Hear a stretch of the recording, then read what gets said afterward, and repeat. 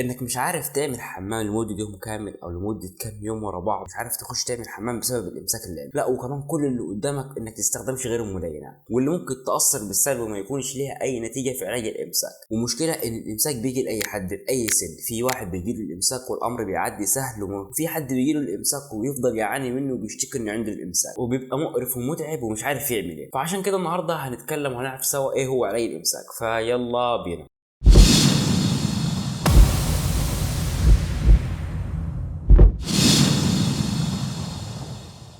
السلام عليكم ورحمة الله، لعلكم بخير وفي أحسن حال. الإمساك أسبابه كتير جدا، إن هو عرض مش مرض.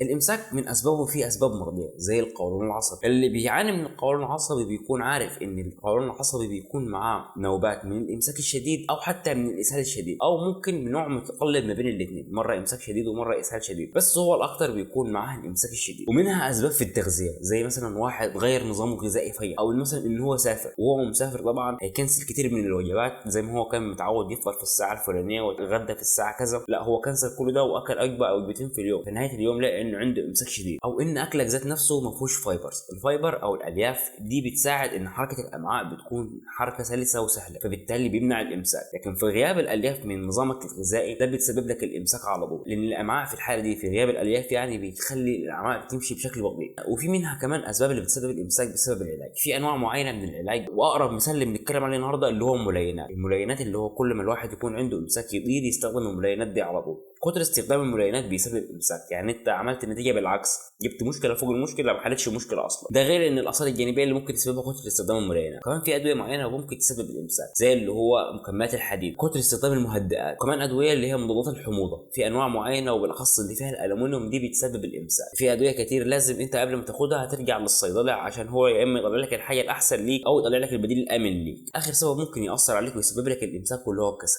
تقول لي ازاي الكسل؟ يعني اقول لك ازاي. في ناس بتكسل انها تخش الحمام، يعني مثلا هو في الشغل وبيكسل يخش الحمام، او هو في الشارع ومش عارف يتصرف يخش الحمام، او حتى وهو نايم ومكسل يقوم يخش الحمام، فانه لما بيطول ما بيخشش الحمام ده بيسبب الامساك عنده. مع تكرار الامر ده بيسبب الامساك، ومع تكرار الموضوع ده دوما بتلاقي ان الامساك عنده بقى شيء متكرر على طول وبيعاني منه بشكل مزمن. طب بيتعالج الامساك ازاي بقى؟ اكبر سبب للامساك برضه ليه نصيب الاسد في الحل، واللي هو التغذيه. فاكر من شويه لما اتكلمنا وقلنا ان الالياف مع نقصها في النظام الغذائي بتاعك بتسبب الامساك برضه بيتعالج عن طريق انك تحط الالياف في نظامك الغذائي. لازم على الاقل تاخد كميه الياف حوالي 25 جرام الياف في اليوم. طب ايه هي المصادر او ايه هي الاماكن اللي ممكن ناخد منها الالياف؟ التفاح من اغلى مصادر الالياف، وكمان البطاطا بما اننا في الشتاء، وكمان البرتقال والشوفان والجزر والخيار وكثير من الخضروات زي البسله، وكمان بتلاقيه في الفشار وكمان في البلح. الحاجات دي كويسه جدا جدا وهتمنع وتعالج الامساك. تاني حاجه برضه متعلقه بالتغذيه واللي هي الميه. انك تحافظ على رطوبتك ده امر كويس جدا، بس احنا في الشتاء حاليا وبتلاقي نفسك مش عطشان او مش مايل انك تروح تشرب ميه، فانك لما تفضل فتره طويله جدا مش بتشرب ميه فده بيسبب ان حركه الامعاء تبقى ابطا، وكمان ان البراز يكون اصلب، فده بيسبب لك الامساك الشديد. لكن لما تشرب كميه كافيه من الميه في اليوم ده بيخلي حركه الامعاء سلسه وسهله، وكمان بيمنع الامساك. وتشرب كميه ميه من 2 ل 3 لتر في اليوم. ثالث حاجه تعالجها واللي هو القولون. لازم تعالج القولون عشان انت لو ما عالجتش القولون الامساك مش هيروح عندك، او حتى لو كانت بتعاني من الاسهال. وعشان تعرف ازاي تعالج القولون هتلاقي فيديو ظهر لك في علامه الاي هنا فوق، سيب لك اللينك بتاعه في الديسكربشن تحت، هتشوفه هتعرف ازاي تعالج القولون. رابع حاجه تعالج بها الامساك واللي هو انك لازم تبدل او توقف الادويه اللي بتسبب لك امساك. ذكرنا من شويه انواع ادويه معينه ده بتسبب الامساك، فلو كنت بتاخد حاجه منهم او تاخد ادويه بتعالج الحالات دي فلازم تعرف ان دي ممكن تسبب لك الامساك،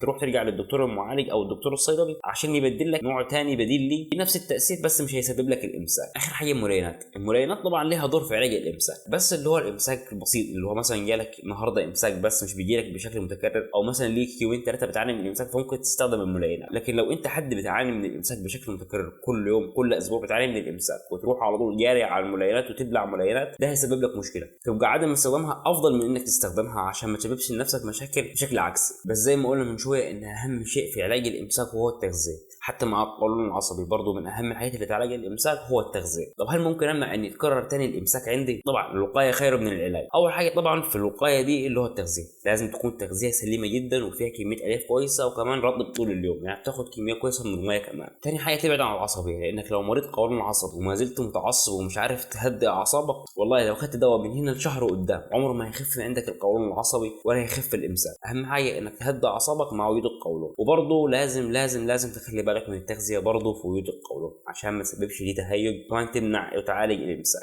بس كده ده فيديو النهارده. اتمنى لو عجبك الفيديو ما تنساش اللايك والشير والسبسكرايب، تنزل تحت في الكومنتات تكتب انت عايز تشوف ايه على القناه الفتره الجايه. اشوفكم في فيديو جديد. سلام.